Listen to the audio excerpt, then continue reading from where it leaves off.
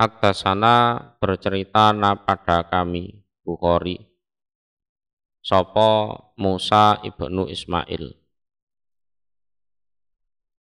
Haddatsana bercerita pada kami Musa bin Ismail sapa Wuhaib. Haddatsana bercerita pada kami Wuhaib sapa Hisam an abihi dari bapaknya Hisam, namanya Urwah. An Hakim bin Hizam dari Hakim bin Hizam radhiyallahu anhu. Nah, kita bahas sedikit ya tentang biografi Hakim bin Hizam. Jadi Al-Asadi Al-Maki, dia adalah Bani Asad yang tinggal di Mekah. Wulida bijaufil Ka'bah. Jadi dia itu dilahirkan di dalam Ka'bah. Istimewa ini. Fima hakahu Zubair bin Bakar. Itu menurut ceritanya Zubair bin Bakar. Wahwa ibnu akhi Ummil Mukminin Khadijah. Dia itu adalah keponaan dari Khadijah istrinya Nabi. Wa asa mi'ata wa isri nasanah. Umurnya adalah 120 tahun. Ya, umurnya adalah 120 tahun. Satruha fil jahiliyah wa satruha fil Islam. Jadi separuh itu di era jahiliyah, berarti selama 60 tahun, dan separuhnya lagi itu di dalam Islam. Jadi insab masuk Islam usianya 60 tahun sampai meninggal usia di 120 tahun. Wa a'taqa mi'ata raqabatin. Dia pernah memerdekakan 100 budak. Wa hajja fil islami wa ma'ahu mi'atu badanatin. Dia pernah itu haji di masa Islam itu dengan membawa 100 onta ya sebagai hadiah di tanah haram itu. Wa waqafa bi Arafah bi mi'ati raqabatin fi a'naqihim atwaqut fiddah mangkusun fiha utoka Allah an Hakim ibni Hizam. Dia itu pernah wukuf di Arafah dengan membawa 100 budak. Nah, di leher mereka para budak itu ada kalung yang terbuat dari perak yang ditulis bahwa ini semua dimerdekakan, ya, utoka Allah, artinya dimerdekakan dengan niat krana Allah an Hakim ibni Hizam. Nah, dari Hakim bin Hizam. Jadi Hakim bin Hizam memerdekakan 100 budak pas wukuf di Arafah. Wa ahda al-fasatin dan pernah menghadiahkan 1000 kambing. Wa mata bil Madinah, dan beliau meninggal di Madinah sanata khamsina, pada tahun 50 Hijriyah, au sanata arba, au samanin wa khamsina, au sanata sitin.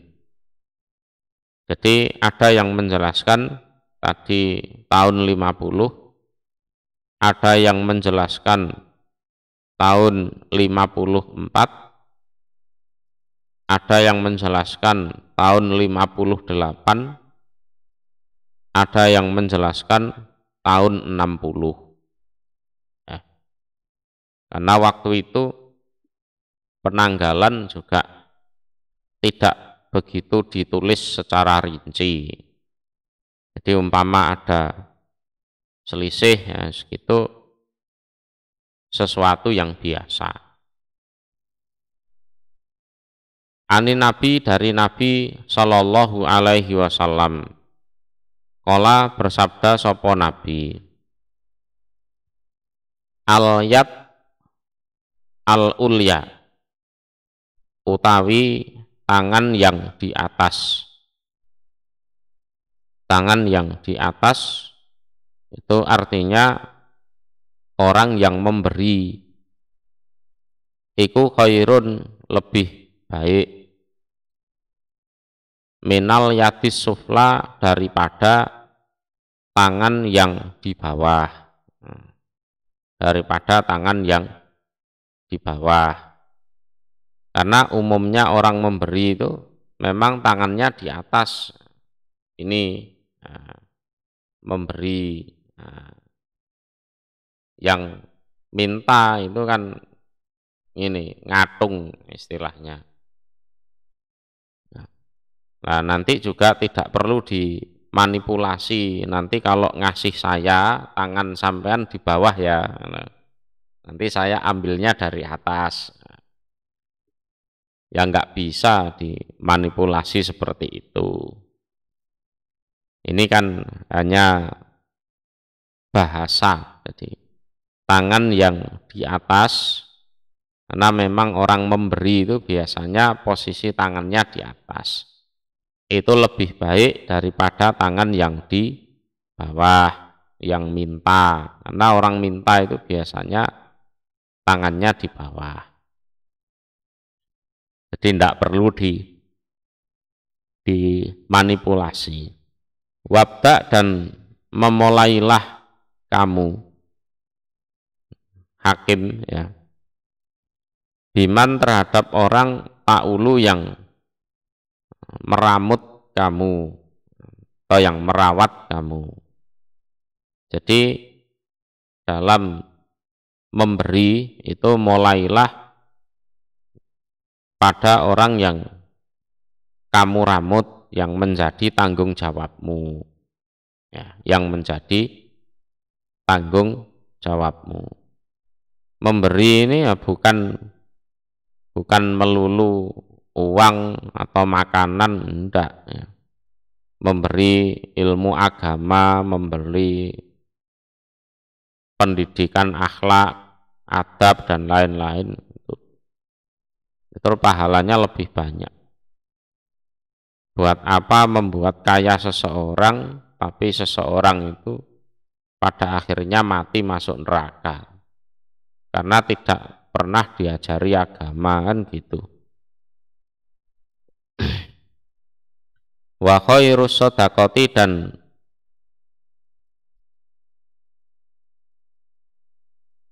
utawi sebaik-baiknya sedekah, iku andohri ginan, dari keadaan kaya. Kaya itu artinya ya masih muda, ya keinginannya masih banyak, ya. Pengen kuliah, pengen sekolah, pengen punya rumah, pengen punya mobil, pengen naik haji, pengen menikah, ya 4 kali misalkan, ya kan. Terus di balik keinginan yang begitu banyak itu, dia rela mensodakohkan sebagian hartanya. Itu sebaik-baiknya sodakoh itu seperti itu. Daripada orang yang sudah sekarat itu, sudah sekarat baru ngomong, ini mobilku aku sodakohkan untuk si fulan, nanti sepeda motorku aku kasihkan si fulan. Lah itu ya ada pahalanya, ada, ya baik. Tapi umpama ndak seperti itu loh, sebentar lagi juga mati, hartanya juga dibagi oleh yang hidup. Itu. Jadi sebaik-baiknya sedekah ya di waktu masih muda, masih kuat, masih banyak keinginan, nah itu.